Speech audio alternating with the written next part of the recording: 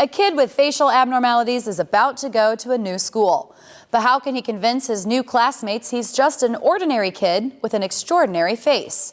Author R.J. Palacio explores the world of bullies and finds kindness in her debut novel, Wonder. Our own Becky Anderson sits down with Palacio in this week's edition of Authors Revealed.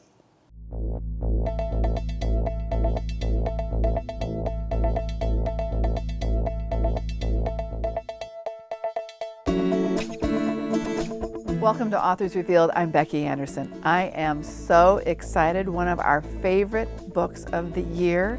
It's R.J. Palacio's Wonder.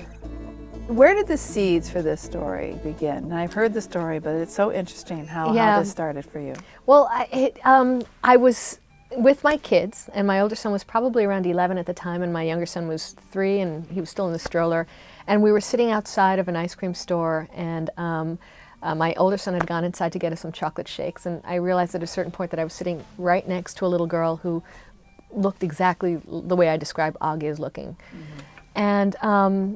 And I kind of panicked, I admit, not because of the little girl, but because I knew that the moment my younger son looked up and saw her that he would say or do something that would cause her to, well, hurt her feelings or something. I wasn't even sure how my older son would respond. So anyway, it didn't play out well. Everything that I kind of was afraid would happen did happen. My son did look up and he did start to cry, and my older son, when he came out, did have sort of a shell-shocked face. I mean, it wasn't good, and I have to admit that I kind of obsessed about it, about the way we reacted as a family, what I could be teaching them, what it must be like to walk in her shoes every day, and the mom and all of that. So that, coupled with that very night, the song Wonder by Natalie Merchant came on the radio. Yeah, that's such a great song. It is such a great song. I've always loved Natalie Merchant.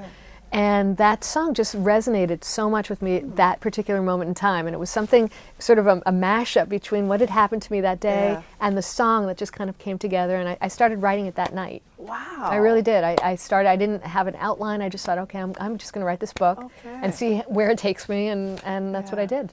How has it been at schools? And knowing that kids have other kids with handicaps or whatever their issues are, does it create great dialogue with the kids? And it really does. It has to.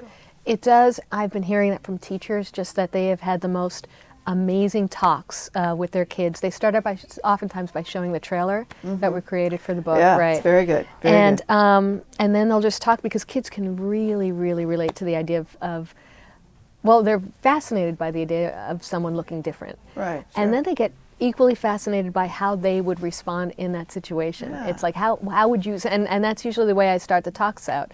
So how do you think you guys would have responded if someone who looked like Augie started? Yeah. You know, would you have sat down with them at that table? Would you have been Summer?